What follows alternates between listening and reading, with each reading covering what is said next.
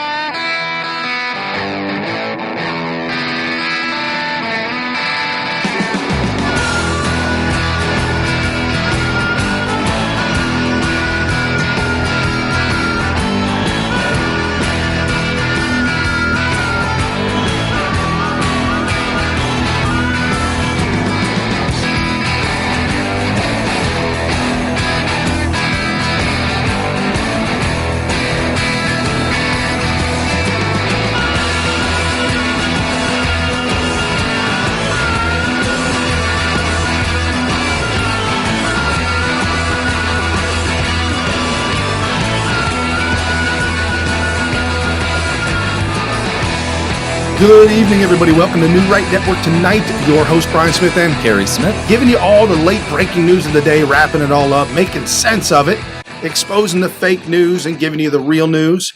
And happy Good Friday, everyone. Carrie and I were discussing that before the show, and the question arose, why is it good? And the reason that I've been told that it's Good Friday is because God, first off, made the New Testament made a commitment to us, and Christ was going to be the bearer of all our sins. Again, I mention this all the time. John 3:16, for God so loved the world that he gave his only begotten son, whoever believes in him shall not perish but have everlasting life. That was the agreement that God made with us, and that's why I believe it's Good Friday. Other people may say other words, and I'll probably get blasted in the comment section below. right? And if you've listened to us long enough and listened to me and some of my interviews that I've done talking about theology, I was raised essentially an atheist. It was kind of a mix between atheism and agnostic at best. And since then, I'd been baptized, and so I still am. Sometimes you feel like an outsider on some of this stuff. So you hear about the crucifixion, and you're like, "But it's called Good Friday. Right. Good. It sounds like a bad Friday." But The more Brian clears that up with me. and it's not because that I'm a scholar of the Bible. I am no, and I apologize. Matter of fact, my New Year's resolution this year was to read more of the Bible. I'm still working on that, but I've got a phenomenal pastor that just lays things out in a way. Oh, he's great. He's great. Is understandable, and not only that, he'll use historical facts that are written in the secular world, if you will, historical facts of things that we study in our history books, and he'll say, yes, that aligns exactly with the Bible right here. The Bible talks about it, and our history talks about it, and he brings it to today's world so that we can understand. And don't forget, Sunday, Easter, day that Christ rose from the dead, in the tomb for 3 days and came back from the dead. Christianity, and this is kind of a side note on that, but very, very important to understand because we're going to get into some things that aren't really very nice, but it's true. Christianity is the only religion, if you will, in the entire world, most of all of human history. I've never heard of anything else. And I've been told there was nothing else. There's no other religion that deals with the one single fact that we all will die. Really? No religion has ever dealt with that or overcome that. Okay. In a way, as Christ overcomes that for us, we will no longer die a death. We'll actually have everlasting life with God, Christ, that type of thing. So, it's very interesting that nobody else deals with that. And I don't know with overcoming death. Yeah, that is interesting. You've actually said that on a previous show years ago, and I remember thinking I've never thought of it that way, and I've never heard anybody describe it that way. So it's very interesting. It's a really simplified way to understand a very complex thing as Christianity. So I appreciate it. Right. Well, not only that, but something else too. And I it's not that that Christian, and this is a different type of view on Christianity that I'm seeing now that I had seen when I was young, when I was a kid. It was the suit and tie, the stuffy, the quiet, You got to wear your Sunday best. Yeah, it's your Sunday best. If you went to a private Catholic school, you probably got smacked around by the nuns with the ruler. Some things that people have negative connotations to. And my point to all of that, and to the atheists or to the ones that absolutely hate Christianity, because I've been there, I've done that. I know how you feel. So I felt the same way. But what I found out is that you have to have you have a misconception of a concept. Don't throw away the possibility of a relationship with Christ based on what human beings have done. Right. So you have all this issues with the Catholic Church, and people have come at me left and right with that kind of stuff.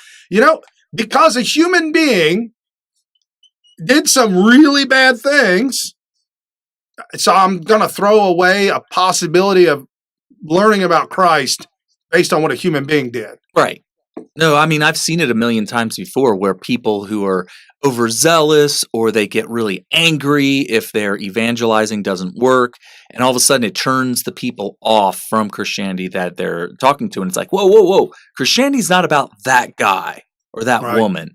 It's about the Bible, Christ, and all that. Oh, and something else that was brought up here recently, the Pope relating Christianity and Islam as being either similar or same or some kind of melding of things. Atheists do that. Right. Atheists do that all the time. They Sky Daddy. Right. A fact, in the Quran, it says that if you believe in the Father, Son, the Holy Ghost, if you believe in the triune, the three head, I think they refer to it, the three head in one, that you are an infidel. There is only one God. This three God thing is bad. Well, bad, was bad. it you or somebody else was talking about, described the Holy Trinity in this way, is that there's three states of water, steam, and ice, three different states. It's the same thing. Oh, gas, gas, gas, water, and ice. Yeah, there's three states of the same compound of water. Gas, liquid, and solid. Right. And so you don't look at a piece of ice and say that's not steam. I've never heard it put that way. Yeah, but it's like three states. Okay. It's just in a different state, but it's the exact same thing. So that's the way it was explained to me, and it made perfect sense to me because of my science background. So there you go. Yeah, no, absolutely. And as we're getting ready to go, I mean, this whole week was Holy Week for Christianity, and as we're coming up on Easter, there's some bad things going on out there. I mean, because we live in a world of evil. I mean, just bad stuff going on. There's some videos that have been put up here recently on the social media. I can't find the link right now, but if you go to my Twitter page, you'll see it. And it's just Muslims walking up to a statue of Mother Mary, one of the ones that people put in their front yard, walking up to it and screaming something in Arabic and Allahu Akbar and crushing it on the ground. It's just like, come on, man. Right. It's just a way to try to rile people up. Get people triggered. And this by Hey, It's Carolyn. I know we showcase her often because she has some great tweets. And this one is the hypocrisy that we're seeing right now in the Department of Miseducation. Oh, and it looks like the video is from Amy Meck. Yes, originally from Amy Meck. Okay. And I will put the sound up on this one. Well, the sound isn't really as important as what the actual act of going on. She says, where's the separation of church and state? Why are U.S. public schools allowing Muslim girls to show hijabs to fellow students? Can you imagine public schools allowing a nun's habit, rosaries, or yarmulkes? Slow indoctrination towards Sharia. And I'll make a big screen so you can all see. It's a bunch of high school girls that are Muslim that wear the head garb, teaching white girls how to accept their place in slavery. This is your place. This is what you will have. And they use pretty colors. One's white, one's green with pattern, one's red. One looks like a red, the famous bandana that a motorcycle biker would wear around his neck. And then black ones as well. This by the Journal Star. Folks, this is, I know it's in the schools. And that's what the big rile is about, that it's in our schools. And we know how they've removed. I feel like there needs to be more information on this. Like it says, where's the separation of church and state? However, my question is, was this a school sanctioned thing, or was this some Muslim girls who just were doing whatever they want to do, and there were other girls there that were interested or curious or whatever, and they were all just peacefully playing along and everything's fine? Or was this Absolutely. Now if it was a school function, obviously if it's a public school, this would be a violation of separation of church and state for sure, if these girls were made to do this, and if not, they were given a bad grade. Or even if that wasn't the case, even if they said, hey, we're going to be showing you guys how to dress as Muslims next week, we're going to need parent permission slips and all that. You can totally opt out 100%, and it will not affect your grade. Still, there's a level of peer pressure and ostracization, if that's even a word, that goes along with that I would say would not stand the scrutiny of a Supreme Court decision. And so that if that is the case, that's what my take is on it. But like I said, if it's people just voluntarily doing whatever they want, you shouldn't be told that you can't do it because you're on school grounds. I agree with that notion, and I think separation church and state is kind of a bad argument for this. Well, it depends. But it may have been a school function. If it's school function, it didn't look like it. Looked like some girls hanging out. It looked real casual. It didn't look right. But with that being said, if it's not school sanctioned, I'm cool with this. The problem I have with this is that we are slowly succumbing, and a PC-like world allowing the indoctrination of our daughters into believing, Linda Say-Sauer, that Islam empowers women somehow. Oh, yeah, it's the opposite of that.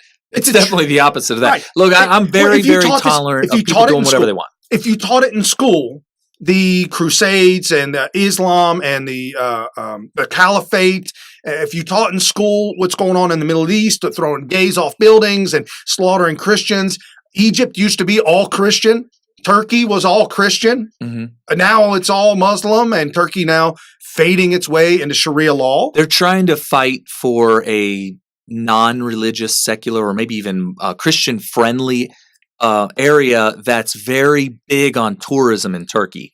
And I haven't been there, but I have some friends that have been there, and I remember saying, whoa, you're going to Turkey, you better be very, very careful. And they're like, oh, no, there's this one area, very touristy. They want the tourism, they want that money, so they keep that area really friendly. It's a small area. How long ago was this? A year ago. Oh, okay. Yeah. But I would not surprise me if that is getting smaller and smaller, and there's going to be possibly violence in that area. It's kind of like Mexico. So if you go near the border, you're really, really asking for trouble with the cartels. Or Tijuana.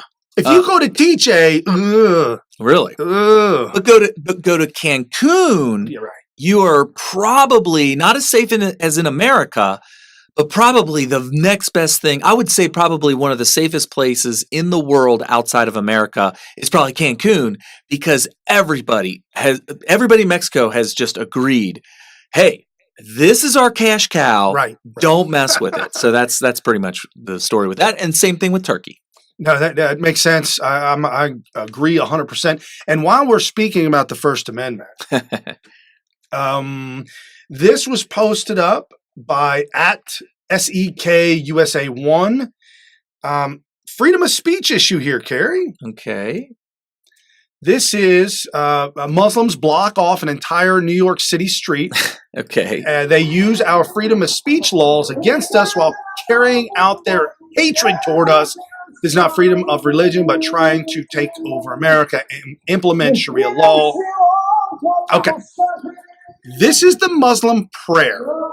This is where they are praying to Allah. They've are required to do this multiple times, five times a day. 5 times a day, facing Mecca. Right. On the prayer rug and all that kind of stuff. But in the Middle East, they have these giant, huge speakers to broadcast it across large areas. And apparently they're demonstrating that in New York City. Now, I'm assuming based on the tweet itself that this would have been legally done by permit. I would think so. I don't think you could have a gathering like this without a permit. Well, if all it's the that electrical equipment, the speakers. Yeah. I mean, there's hundreds. It's probably thousands of people there. Probably. And here's my take on this. Okay, fine, freedom of speech, but you're impeding the freedoms of others. So there's a level. Freedom of speech doesn't mean you're allowed to come up to me with a bullhorn and start screaming in my ear to actually damage me and somehow. Yeah, I'm actually shocked at that kind of stuff. That's unrelated to this video, but I'm kind of surprised that stuff is not deemed assault, because assault injures you, and certainly you're injuring somebody by blasting a bullhorn or blowing the whistle. You've seen that before. It would take an enormous amount of restraint for me to not retaliate on the whistle. Oh, you and I have personally talked about this. Yeah, an enormous amount of restraint for me to not assaulting kind, I guess. But in retaliation, right. It would definitely be self-defense, without a doubt. Yeah, I mean, I have the right to defend my hearing from somebody who is intentionally trying to do permanent damage to it. But anyway, getting back to the First Amendment, Congress shall make no law respecting the establishment of religion, prohibiting free exercise thereof, or abridging the freedom of speech or of the press, or the right of the people to peaceably assemble and to petition government for redress of grievances. So the big thing here is right of the people to peaceably assemble. Now, in general, especially in largely populated areas, you'd have to get a permit in advance because, anytime you start doing stuff like large assemblies, you then take away from the rights and freedoms of other people because they might want to pass through there or whatever. Well, the right to life, the march in D.C. I mean, you've got what? Oh, the whole thing's just shut down. Hundreds of thousands, millions of people show up. Right. And the thing about D.C. is it's a place where people go and peaceably assemble in large numbers. And so they know what to expect. They know that on any given weekend, any time of the year, you're probably not going to just be driving through the downtown area of DC because these demonstrations happen. New York City, if you jump in a cabbie is probably going to be like, what is going on here? Like freaking out. So that, there comes a point where there's a better way to peaceably assemble than to just annoy the hell out of people. Right. And my other issue about this is that it's normalizing the culture of Islam. To normalize the culture of Islam and allow it to go ahead and flourish and do what it does, we see how that ends. Just like socialism, communism. Look at Venezuela. Look at the USSR. Look how that ended. Look at Greece or even Cuba. Look how those ended. Now let's look at Turkey. Let's look at Egypt. Let's look at all of the Middle East where Christianity flourished. Where does it flourish now? One small little tiny place called Israel. Mm-hmm. And everywhere around it for hundreds and hundreds of miles, maybe thousands of miles, nothing but Islam dominated slavery to women and to men. I make this point because as a man, if you do not do and keep your wife in line, you're in trouble too. So you're beholden to the laws and the upbringings, the beatings and the things that you got to do to keep your woman in line. And that's Islam? Yes. Oh my goodness. Wow. Yeah, and it's ridiculous. It's totally preposterous to say that somehow that a woman deciding to go into Islam is now the decision for her to do that is obviously her last empowering decision to Well, yeah, make. it's like the women who go to the Middle East to walk through the Middle East to show that it's a happy place to be. Oh yeah, that ended so badly. That was probably the most disturbing video I've ever seen in my life. Yeah, No, a man, video was produced of the result of two women deciding to walk through alone Right. in an Islamic area, and the country found those people and I think tried them and whatnot, and I don't know if that's still ongoing because they have a large tourism. This is Morocco. Oh, They have a large tourism industry that is obviously going to be affected. I'm gonna tell you right now, you ain't finding me there. No. And you're not going to find anybody I love going there without a long lecture by me history lesson. warning them. Yeah, Warning them. You got to warn them. And Paul Joseph Watson has done many, many videos on this. One video he took and he did his compilation, the best of, if you will, which is not really the best of, the couples, the husbands and wives from Europe who go to on vacation to bike through the Middle East, travel through the Middle East, and he shows the end results of every single one of those. The wife usually beaten and raped, and the man usually beaten and killed as well. Both of them, neither one of them come back alive. It's the culture that they live in. If you do not do what they say in their culture, that's it for you. In America, our culture, you can do what you want. And now we have another culture entering ours, doing whatever they want to actually impede on others' freedoms. Yeah, and it's the thing is I think that the anti-Christian sentiment is really the problem, because you see this kind of stuff happening with the big Muslim prayer assembly in New York City is fine. If you get the permit and everybody knows about it and everybody's okay with it, and maybe it's a once a year thing or whatnot, that would be fine. But don't get your panties in a bunch when the exact same thing happens for a Christian march or something like that, and it ends up being this counter protest and lots of violence, and people are getting afraid to exercise their Christian religion. I promise you, publicly, you're right. Well, and I promise you, the churches around America will probably have security, if you will, this Sunday, because of some of the things that have been going on. Now, the Notre Dame thing, in Notre Dame, however you want to pronounce it, Notre Dame thing, there's still no proof. There's no empirical proof that... There has been new news about it. Last night came out that the police are now saying that they think that it was a short circuit. Okay. They don't say of what. Apparently, there was an elevator installed for the renovation workers, and so there was some journalists speculating as to the wiring of that somehow causing a short circuit. Why there would be a short circuit in a spot that could catch fire or something could catch fire, don't know.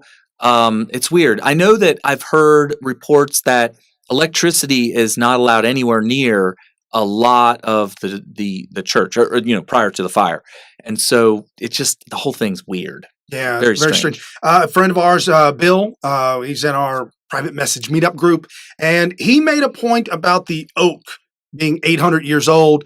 He says that when oak dries out, it absolutely goes up fast. So he's under the guise that it could go up quick. Oh, certainly. Some other they said people, the entire roof was made out of oak and lead. Ooh. Yeah. But that's probably why the strange color that was coming out in the smoke. Okay. But some people are in a camp that says that because it's 859 years old oak, that it should be more of a petrification. No. But I don't think 859 years is enough. Well, no. Wood, here's a little science for you. Wood doesn't automatically become petrified. It has to have very, very specific conditions, which is why the Petrified Forest National Park, whatever, is only in one location in the United States out west. You have to be covered in water and a certain amount of sediment. And what happens over the thousands and thousands of years is that the wood fibers get replaced by the the minerals. And that's what makes it turn to stone. The wood doesn't turn to stone. It actually gets replaced by stone. And so it being up in a roof would That never would have happen. happened. Yeah. It wouldn't become petrified. Okay, so and again, security, probably heightened security around America with Christian churches. And this Sunday, this was news yesterday that not many people talked about because yesterday was Mueller. You know, it was Mueller all day. all day, all night. It's still actually, it was going throughout the night. CNN on fire, MSNBC on fire. And this was breaking. A man taken into custody by a New York Police Department after walking into St. Patrick's Cathedral in Manhattan with 2 gas cans and some Sounds lighters. a little suspicious. Okay. This is just a still video. Well, it's a video of the cops out front of the cathedral. And the news is reporting that the man seemed emotionally disturbed. They're not ruling out terrorism at this time, according to NBC News. Yikes. St. Patrick's Cathedral is another old one, very old. I know it goes back a couple hundred years, I think. Not as old as I think it's the Trinity Church. Right. Right there by Wall Street, Okay. which is, I think was built in the 1600s. Yeah. Wow. Yeah, there's a very old one there. And I remember looking at it like, this looks old. And then there's a plaque or whatever that says when it was built. It's like 1699, I think. So there are some old churches in America. And just to give everybody a heads up that the people in the UK and the people in the Frenchies, Frenchies. they and I'm making this case to other people that are like, hey, Brian, why are you guys so upset about the Notre Dame thing? Come on, man. I'm like, well, here's what's happened because of that. News is coming out about all the other stuff that's been going down. Okay. Like the black churches getting burnt down? Yes. Yes. And Paul Joseph. By the way, most of those are false flags. Correct. They've been proven that. That's why they're not in the news that much. Right. And Paul Joseph Watson, who lives over there, did a video, showed 875 vandalized churches in France in the past year. Wow. So they're triggered over there. So when something like this accidentally happens, it's so easy as human beings to say, see. Or to at least explore that possibility. Right. Well, why not explore it? Why not question it? Yeah. We absolutely questioned it. I have been saying all along, there's no proof that it was or wasn't. I'm just saying, Here's what's going on over there. It's okay to go down those rabbit holes. Just make sure you don't take us out of context and make it sound like that we're stating it as a fact or a most likely situation. We're just saying these are still possibilities. I still, I haven't heard anybody point this out. So, it is what it is. But American airliners flew into the World Trade Center in 9/11, 2001. And when you look at those, you would think, wow, I wonder what's wrong with those pilots. Yeah, why would they do that? Why would they do that? Well, what you don't know is that Islamic terrorists spent many, many years training on how to fly those things so that they can commandeer them and fly them into the planes. So the idea that an Islamic extremist could go into the construction industry in the right place, the right time, with the right language, and just making the right friends in the right places, could end up getting a job with the right construction company that does the renovations for a big 850-year-old Catholic church like that. It would be easier. Where they could then pull off the terrorist attack that they were training for. Right. So now that sounds very conspiratorial, but that's precisely what happened on 9/11. So, should we discount that? I would say leave it up to possibility. Right. Well, and think about how much easier it would be to pull that off versus learning how to fly a 737. Right. What were they? What were they flying? 767. 767. Yeah, I mean, we're talking about a simpler operation here. Right. And so we've got friends around the world, and because of social media, we're plugged into a lot of news all the time. At Chris_A10_USA, UK Muslim convert stabbed a stranger in the neck 6 times to establish himself as a fighter. Okay. Screaming. I want to show the world I'm a fighter, so I'm going to stab somebody in the neck 6 times. Screaming Allahu Akbar. Somebody in our chat group pointed out the video that we mentioned, I think, on the last show that I was on, about it showed the church, Notre Dame in Paris, burning, and you hear voices of presumably Muslims screaming Allahu Akbar as it burns. And again, I don't think there was any picture in the video of Muslims at all. So to dub in that audio would have been incredibly easy. I have no skills, but I know how to use iMovie. I could do it on iMovie really like easily. Yeah. I'm not a Carpe Dunkum over here or anything like that. I'm not putting together animations or anything like that. I'm not working in Hollywood. It would take me as long as it would take to find the sound clip. Find the sound clip. That's all you need to do is find the sound and format it, upload it, and it's done. Right. And people would believe it. Trust me. It is easy. Yeah, I've inadvertently done stuff like, put something together and threw it out there, not thinking that people would take it seriously, and they did. And it's like, I was throwing out a joke there. Yeah. So it happens. It happens. And it's not. See, certain things are very believable. Something like that is extremely believable. So to take advantage of people's, confirmation bias. Right. There you go. Confirmation bias. And as we shift gears, speaking of bias, oh my goodness, this whole Mueller thing is on its second leg of implosion.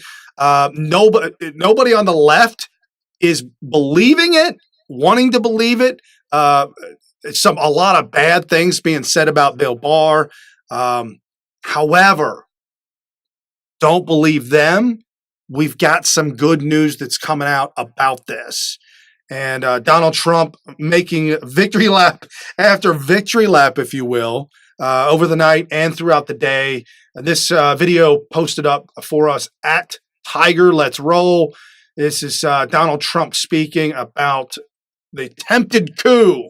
This was an attempted coup. This was an attempted takedown of a president. And we beat them. We beat them. So the Mueller report, when they talk about obstruction, we fight back. And you know why we fight back? Because I knew how illegal this whole thing was. It was a scam. And what I'm most interested in, is getting started. Hopefully the Attorney General, he mentioned it yesterday, he's doing a great job getting started on going back to the origins of exactly where this all started. Because this was an illegal witch hunt. And everybody... Awesome. I love that tie, by the way. It is a nice tie. He's got the navy blue coat, jacket, whatever you would call it, with the sky blue kind of. Yeah, I like that combination because I've never seen it before. Nobody has the guts to pull something like that off. He pull off pink ties. Dude, Trump pulls off a pink tie. I've seen pink though before. I've seen where the guy's trying to soften his image. Salmon. We don't call it pink. Men don't call it salmon. Yeah. So he had a fish tie on. Right. So yeah. Attempt to coup. Yeah, I'm glad he said it. I'm glad he said it exactly the way he did. I'm glad he called it illegal. What makes it illegal was the Fourth Amendment is important. Every time you hear about FISA courts, FISA warrants, spying on people, doing whatever you do in an investigation, every single thing they do has to go through a process that makes it that conforms it, makes it and keeps it legal within the confines of the Fourth Amendment, and they just absolutely obliterated the Fourth Amendment. It makes the whole thing totally illegal, fruit from the poison tree. And by the way, they didn't get any fruit. Oh, no. So there was nothing gathered. They didn't gather anything up. Not only is it fruit from the poison tree, it's actually just poison from the poison tree. They didn't get nothing. Right. Except a bunch of lies and a big fat nothing burger. So I hope that he goes through that. I'm really glad. Back when Brian first started calling it a coup, and largely because I'm going to have to give this guy credit. Bill Still Oh, yeah. was the first one to look right dead in that camera and say, this is a coup. There were other people that may have speculated before Bill Still finally committed to it. Well, yeah, He would, committed. he would say, I'm still reporting on the coup. Yeah. Oh my gosh. He would start no matter what it was. That's what his opening line was. So Bill Still deserves a lot of credit because he committed to it. It's one thing to say, hey, this kind of looks like a coup, but for him to commit to it the way he did, I just have a lot of commendation for him for that. But Brian started picking up and we were playing clips from Bill Still. And I remember thinking, okay, we're committing now. And we're committing to the coup. We're committing now. Yeah. So if this is really a coup, pat us on the back. If not, it'll look a little dumb. But you know what? Bam. It's a coup. Absolutely. Now everybody's on board. The books have been written by everybody. This was over a year ago, like a year and a half that they were talking about this. They're saying all the early. They're saying all the way back to where A little bit after the inauguration. Obama is on clip. I had a video clip of him. Obama in late 2016, before the election, was making comments about Trump working with Russia. Oh, yeah. I mean, it goes all the way back to November of 2016. Some say summer of 2016, but whatever was happening prior to November of 2016, this would have been after the election, was and there were a couple of rumblings about Russia this, Russia that. And we blew it off. Everybody did. This is dumb. This is Even just the left did. Right. The left was blowing it off. I mean, they made a stink about him saying, "Hey, if you're Russia, if you're listening, need those emails. We 30,000 emails. We need them. If you could get them." Obviously joking about that, and they made a stink about him saying that. But they didn't really hone in and really beat it to death because they knew it was a joke. Right. Later, they commit to that. Later, they went back to that clip and said, see? The whole thing. Yeah. See, it's a dog whistle. He's calling out to Putin. Oh, God. So now we've got Barr doing his investigation, and Jack Posobiec tweeted this out. Hot take: Democrats who attempt to block Barr's spying investigation are obstructing justice and must be indicted under the Weissman theory of obstruction. So you had a comment. Yeah. I agree with him 100%, except he's got to change that word block. Democrats who block Barr spying, there was no blocking by the right. If there was blocking, I think a legitimate argument for obstruction could be made. So I would have preferred that he used the phrase showing displeasure. Yeah. If you show displeasure, listen, you guys made your bed, Democrats.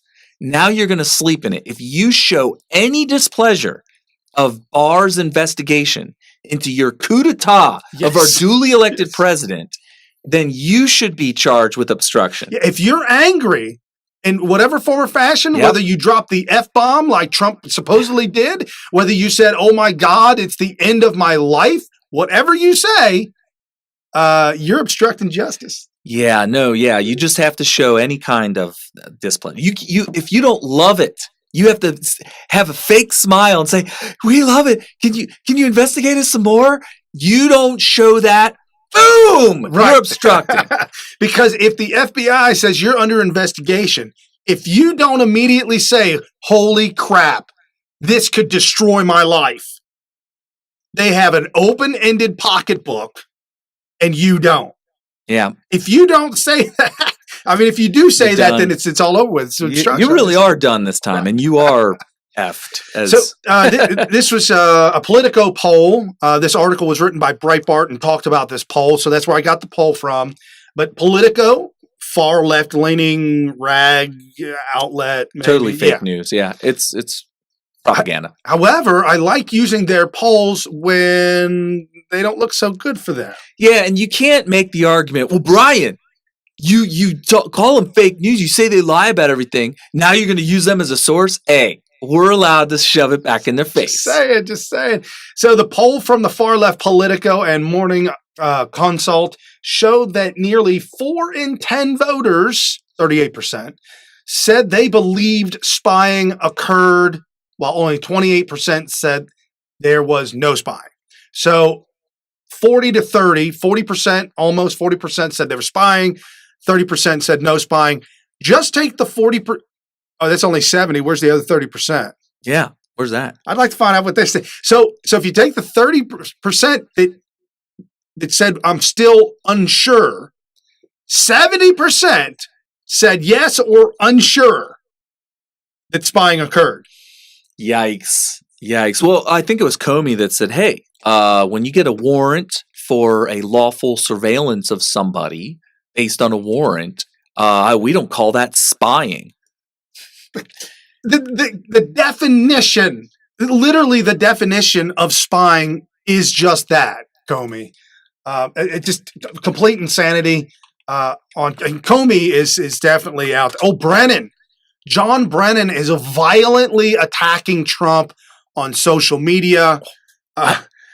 Not to cut you off and go backwards. I was just filler space. But the definition of spy is to work for a government or other organization by secretly collecting information about enemies or competitors, or to observe someone furtively, discern or make out, especially make careful observation. So how is this not spying? Cohen was spied upon for many, many, many, many months until he was served. Till his place was raided. So they were spying on him the whole time until his place was raided. Now, I'm not making defense of Cohen. I speak about that. Cohen said, and I forgot to say this yesterday, Cohen said that he's going to fill in the blanks of the Mueller report. All the redacted portions, he's going to fill that in for everybody. Wouldn't that be illegal? If he was privy to it. Well, he's going to prison anyways. He may be able to avoid prison. This is almost going to seal the deal for him. Right. Well, he also, because the Mueller report shows that Cohen lied even more. I cannot figure out what their rationale is that unredacting the report. I'm still on board with this idea that the reason they asked for the full report was because they knew they weren't going to be able to get it. And once they were denied the full report, that would be their narrative going forward that, hey, what you're not seeing in this report is X, Y, and Z, which prove that he was obstructing justice or whatever, and that Barr is lying. Please vote for Democrats. That was going to be the narrative. So Barr was like, okay, here's your report. It's redacted because that's what the law requires. So now they're going to the next step, which is, hey, we got the full report, but it's redacted. Every time you see that black mark over a line, that is the proof that there was collusion with Russia. That's the proof. And that was going to be their narrative going forward. If they get this thing unredacted, and I could see Comey, it's Mad Libs. Yeah. It's Mad Libs. Oh, so somebody is already, Nadler's already filed for the full unredacted. Yes. It's already been filed. He subpoenaed the full thing unredacted. I don't know how that could go through, but let's just see if it does. See if that holds up, and it does. I don't really care because I haven't been much of an expert on Russian collusion because back in 2016 we had already made up our minds that it was just a bunch of hogwash. Right. So we're not following it because our whole thing when we do the show Smith TV, we go and try to find the facts for you guys. We found the facts on the Russian collusion thing. Been found. We were done. You know, it was like another reason why I got out of the Las Vegas things. A lot of people forget the Las Vegas shooting. I was the lead on that from day two. On day 2 after the shooting, I was on Scopes talking all about that.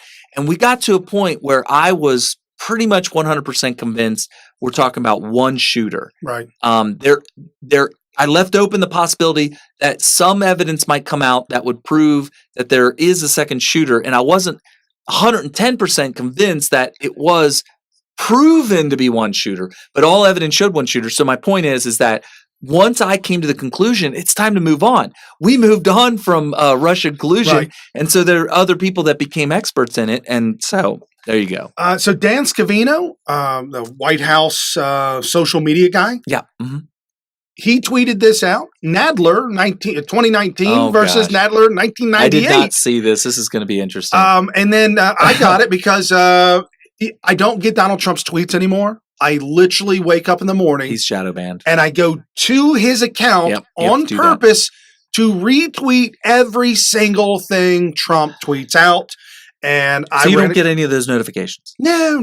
I did for a brief period, but Twitter stopped doing that for me. I only get them now because people I follow retweet. And that's the game. That's the name of the game right now, is for all of us to go through his timeline and retweet everything. Yeah, it's important. There's definitely an algorithm that prevents his tweets, or anybody who's subject to these algorithms, from having anything go very viral. Right, absolutely. So this is the White House social media guy. Jerry Nadler. Before and after, I'll say before when it's the older one, and I'll say after when it's the newer one. And it starts out with him after. We are demanding, and we have a right, Congress has a right to the entire report with no redactions whatsoever. Much of this material is Federal Rule 6E material, that is material that by law, unless contravened by vote of the House, must be kept secret. We're entitled to see it because Congress represents the nation, and Congress has to take action on any of it. So we're entitled to see all of it. The entire Judiciary Committee is going to see it to decide what must be kept confidential as protecting privacy of third parties. That means 50 people are going to see it. It's going to leak out. And those privacy rights are going to be violated, and that is ensured by this resolution. He has said he will redact 4 classifications of information. Right. Our position is that he should redact none of it. It represents statements which may or may not be true by various witnesses, salacious material, all kinds of material. Other than him losing about 150 pounds, I was shocked that that was the same person. But good for him. Yep. I'm trying to lose weight myself. Yep, no, definitely. But he also lost his mind. Well, it just shows that when you hear these people talk and they're giving you their opinion based on whatever it is they're basing it on, it could be law, it could be some other fact out there that you don't know about, or that he wants you to think that he knows about. Turns out they're all just telling you what they want you to believe. And here you go. Back then, by the way, for those of you that need more context on that back and forth, he was referring back in 1998 to redacting the Kenneth Starr investigation of President Clinton, Bill Clinton at the time, and comparing it to this investigation into our current president, Trump. Now, why would he do that for Clinton? Because he wanted to cover. No, he was following the law. But honestly, the law was in his favor at the time. So go all in on the law when it's in your favor. When the law's not in your favor, go all out of the law. Sort of. He was actually going against the law in both situations. The law they were trying to write a resolution to release it. Yeah. Well, the law that exists today that protects the innocents in the grand jury stuff. That's the stuff that's redacted. There was no law in place to protect that back in 1998, which is why the full Kenneth Starr investigation came out. And they subsequently made a law to protect it because of the Kenneth Starr situation. And now they're trying to circumvent that. So in both cases, this guy is just on the wrong side of everything. And it gets even worse as people start to melt down over this thing. We've got our good friend at Trump 454545. She said she wanted to make sure you knew she's 45 president. Okay. So how can this dingbat, AOC, sign a letter of impeachment when she doesn't even understand what it means? Interviewer, what are the impeachable offenses? AOC. You guys just hear this. In a bag and pull so many things out that are impeachable of this president. Really? I support impeaching this president. 2 and 3? 2 and 3. Second and third thing to impeach would be tax fraud. What? And number 3, man. I mean, there's just so much. First of all, she didn't guess one. Like the census, there's, I can't even, the tax bill, it's like, there's just so much. The tax, there's so much, Carrie. There's so much. I am so glad they put her on the spot like that. Wow. And by the way, you too can do this almost on a daily basis. I do it all the time. Whenever somebody calls Donald Trump a liar, which happens every day, probably tens of thousands, maybe hundreds of thousands of times on Twitter, you just have to be looking for it. Don't be afraid, because trust me on this, it'll work for you. Say, name a lie. Can you name one? Just give me one. Give one or two. And you got to understand, defining a lie. lie. He lies all the time. Defining a lie, knowingly deceiving someone and saying something or doing something knowing that it's wrong. And that's a lie. If they're really, really in tune to this stuff and their narrative, they might actually have something that could be construed as a lie that's really minor and everything like that. If that happens, which, by the way, that would be very rare if that happens, call them out on how insignificant it is, because it is very insignificant. But most likely, they'll completely ignore you, or they'll give you a totally made up, debunked lie. Totally debunked. True. And then that's when you can just totally make a fool out of them. And you saw that with AOC right here. That was really embarrassing. Not only that, Really. but you're seeing it with little baby Brian Stelter.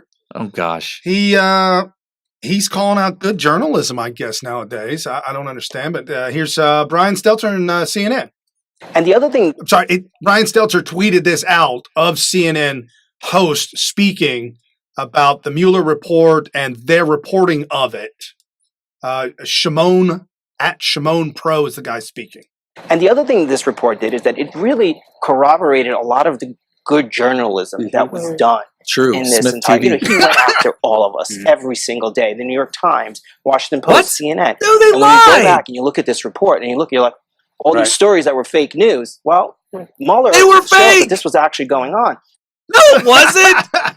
Hold on, and for those It verifies that when we called WAPO and New York Times and CNN fake news and the Daily Beast, we were right. right, for those of you video or audio only, I'm sorry that the individuals are having a good time with the video portion. Somebody retweeted to this from the movie Airplane, Leslie Nielsen's, and the pilot saying, "Are you serious? You can't be serious." It's just, I'm serious, and don't call me Shirley. Right. Oh my gosh.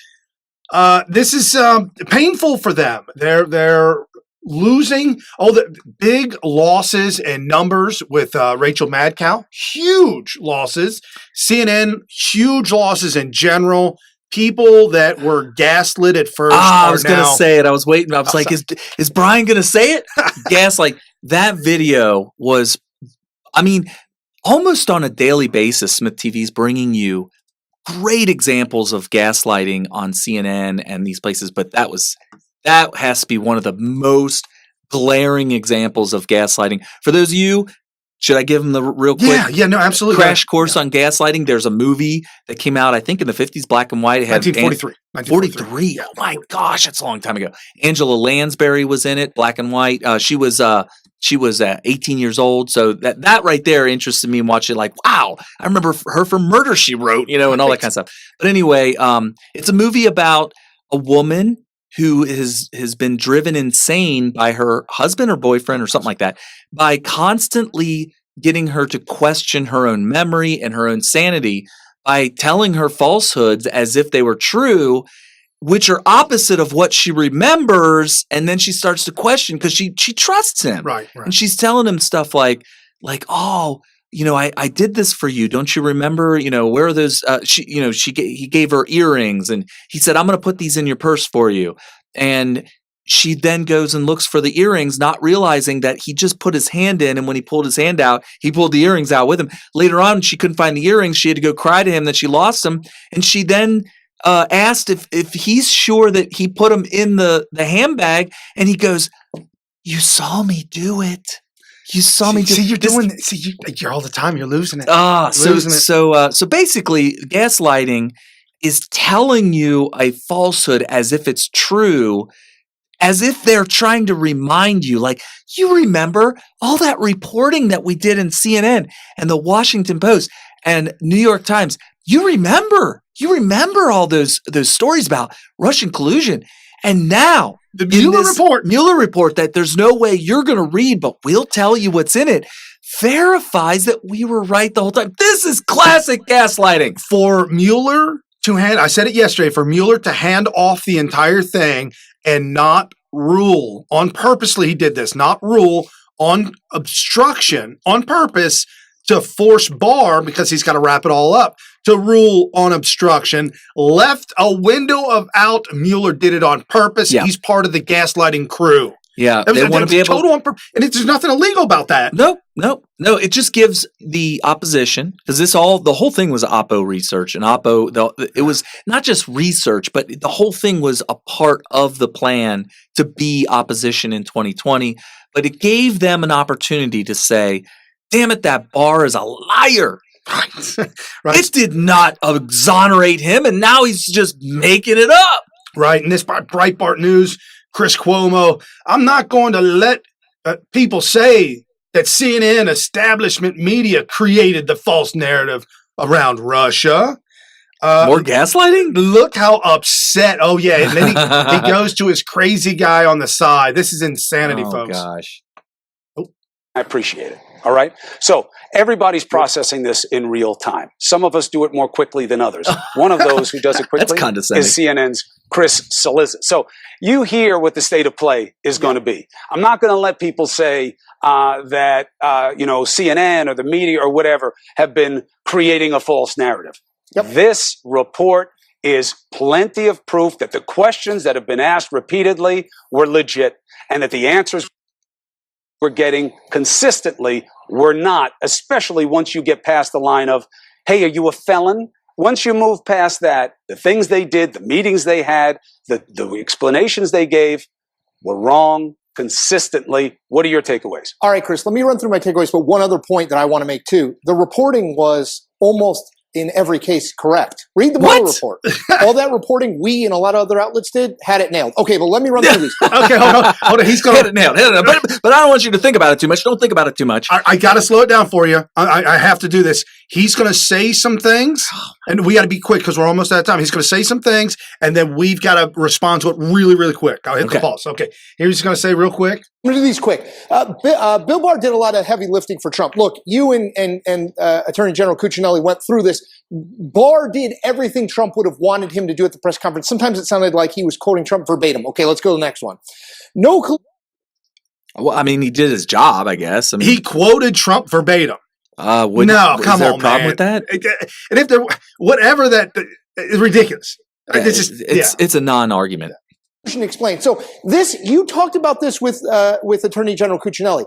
It's not about that the Trump campaign thought they would benefit and that the Russians thought that Trump would be a better president. That's in the Mueller report for them. That's in the Mueller report. There was not an express agreement for that to happen. Okay, let's keep going. What? An expressed agreement that Russia wanted Trump and that Trump wanted Russia. Expressed agreement. Because Trump called out and said, Russia, please go look for her emails. And so Russia did. It's in the report, Terry. It's in the report. Yeah, that is so wrong. Trump was even more involved in the investigation response of people know. Look, go to CNN.com, read my takeaways on this. There is a laundry list of things that Trump did, from telling Jeff Sessions that he'd be a quote-unquote hero if he unrecused himself. Let's keep. Okay, so he's moving right fastest real quick. I did this all last night on yesterday's show. All the things that Trump did that they thought was possible obstruction was legitimately allowed to do. He was allowed to talk to the guy he appointed Attorney General and said, get your AWS back up in here and do your job, fool. Okay. I mean, and there's nothing illegal about that and nothing even unethical about that, really. I need you to get my back. You need to get up in here and do your job. Right. There's nothing wrong with that. Mueller didn't exonerate Trump on obstruction because he couldn't. Whatever. He does not say Hold on a second. Obstruction. He also Hold on a second. Barr exonerated him on obstruction because he could. So the idea that Mueller didn't because he couldn't is just an outright lie. This guy right here, I don't even remember what his name is. Zilla is a bold-faced liar. They just lied to you right there. Doesn't say Trump didn't commit obstruction. That's important. Okay, now he covered his butt by saying he couldn't because he couldn't find obstruction of justice, but didn't say obstruction of justice. Okay, so let's move on. Let's keep going. Trump was very worried about the special counsel. I'm not going to quote what Trump said because I can't. I get fired on this air. But Donald Trump was really concerned when he found out there was a special counsel. Usually you're not concerned about things that you don't worry about. Is there another one? No, because he dropped the F-bomb and said, "Oh my God, my presidency's over." And by the way, what's the source of that quote? Where did they get that? They didn't have a recording of him saying it. It would have had to have been, and I'm sure Trump didn't tell him, yeah, I said that I'm effed. Even if he said that, he knew the coup was going on.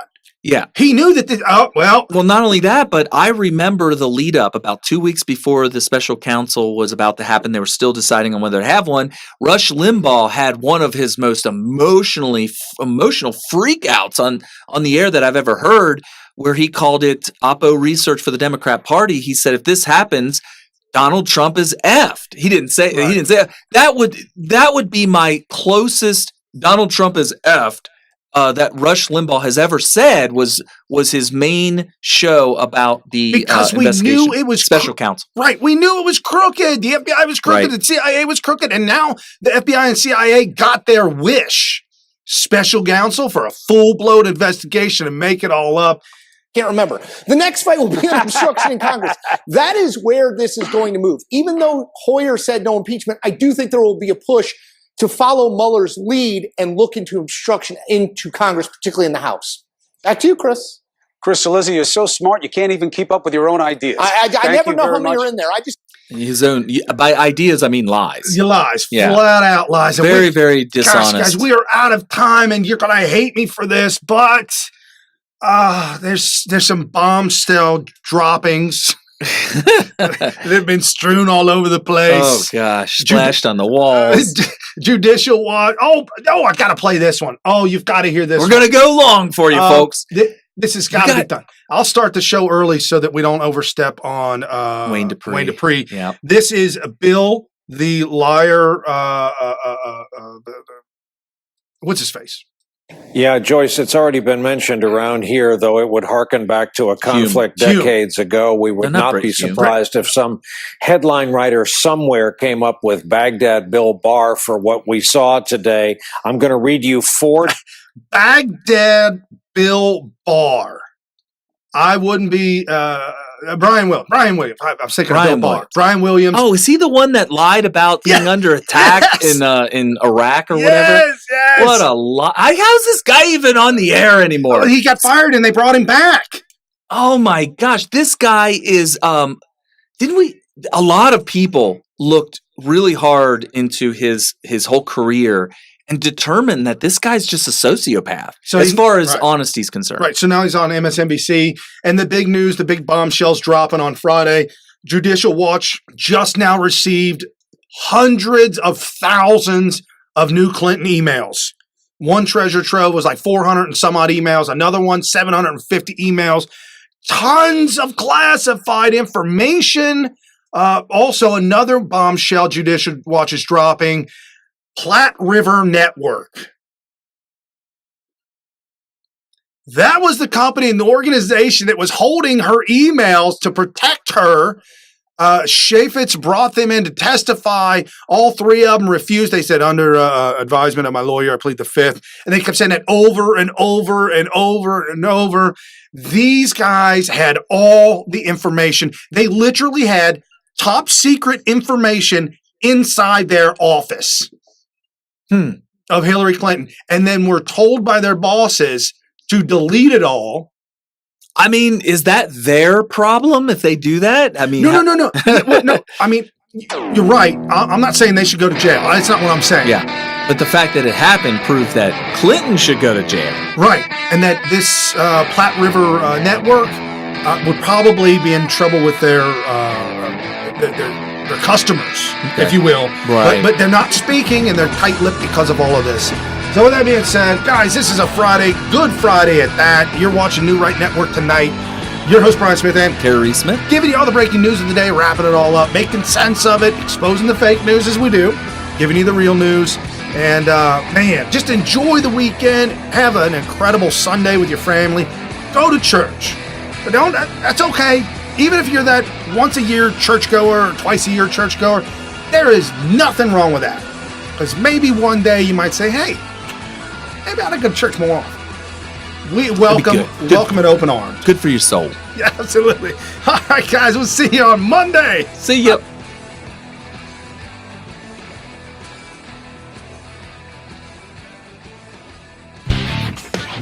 You've been listening to New Right Network, mobilizing, countering, energizing. Online at newrightnetwork.com.